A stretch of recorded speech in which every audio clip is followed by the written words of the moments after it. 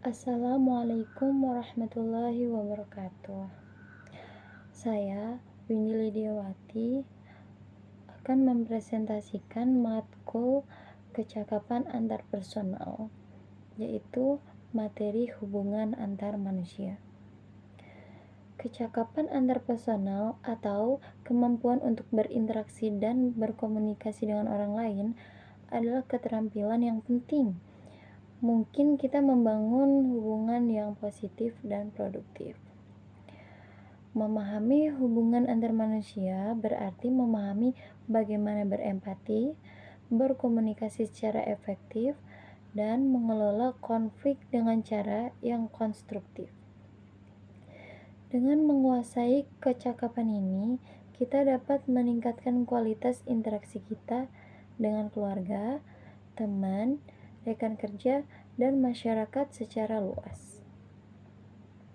Next, pentingnya kecakapan antarpersonal dalam kehidupan.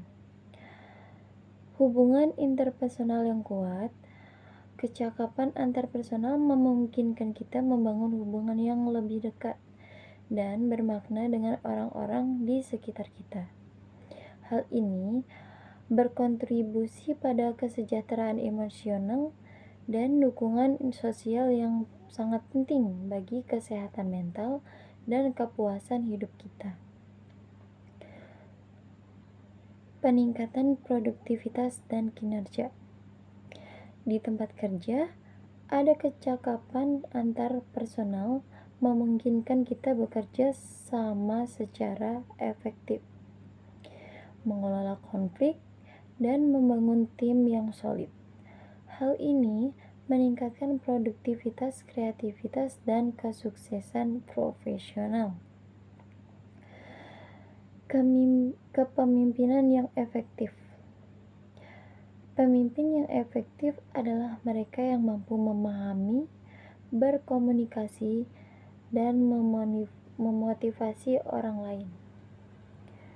Kecakapan antarpersonal menjadi kunci untuk menjadi pemimpin yang dihormati dan disegani. Next, membangun komunikasi efektif. Dengan cara yang pertama, mendengarkan secara aktif, memahami sudut pandang orang lain dengan mendengarkan secara aktif, menunjukkan empati, dan mengajukan pertanyaan yang tepat. Yang kedua, komunikasi verbal yang jelas, menyampaikan pesan secara jelas, lugas, dan mudah dipahami, memastikan seluruh informasi tersampaikan dengan baik. Yang ketiga, komunikasi nonverbal dan positif, memperhatikan bahasa tubuh, kontak mata, dan nada suara untuk menciptakan kesan yang menyenangkan dan terbuka. Yang keempat, ada umpan balik yang konstruktif. Dengan cara memberikan umpan balik yang bermanfaat dan berorientasi pada solusi, bukan kritik yang menyalahkan. Lalu, mengelola konflik dan perbedaan pendapat.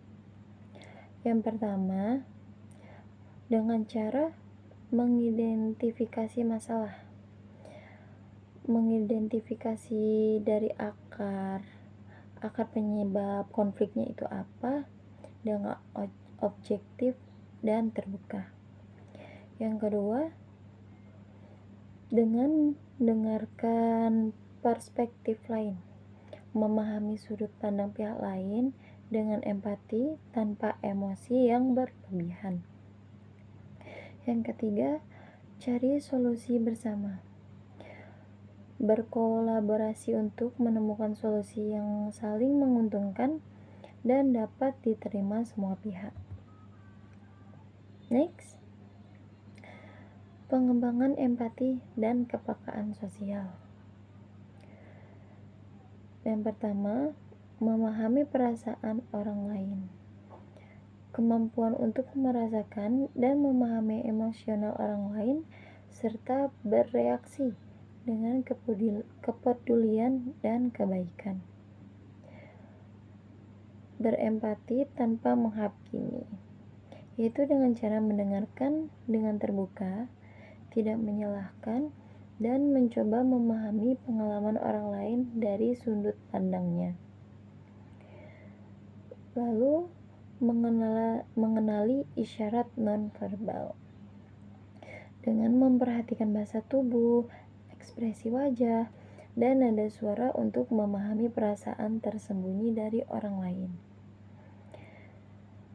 Yang terakhir, kepedulian dan dukungan.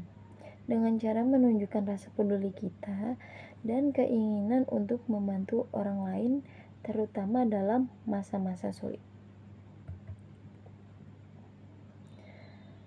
Next, membangun kepercayaan dan kolaborasi.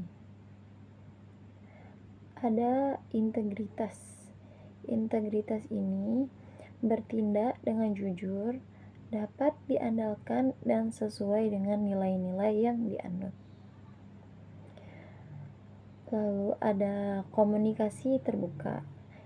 Komunikasi terbuka itu berbagi informasi transparan dan terbuka untuk membangun saling pengertian.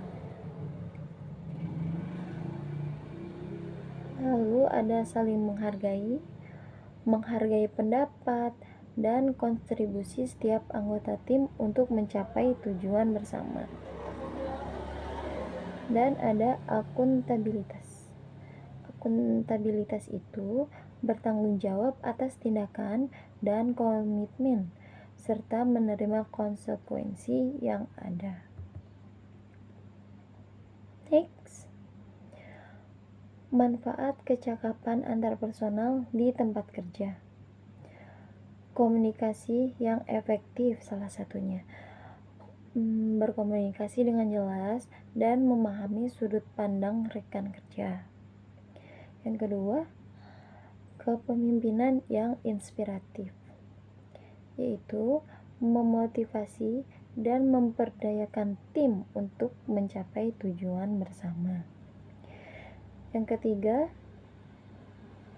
ada manajemen konflik yang baik dengan cara mengelola perbedaan pendapat dan cara yang konstruktif. Yang keempat, kolaborasi yang produktif, yaitu bekerja sama secara efektif untuk mencapai hasil yang optimal.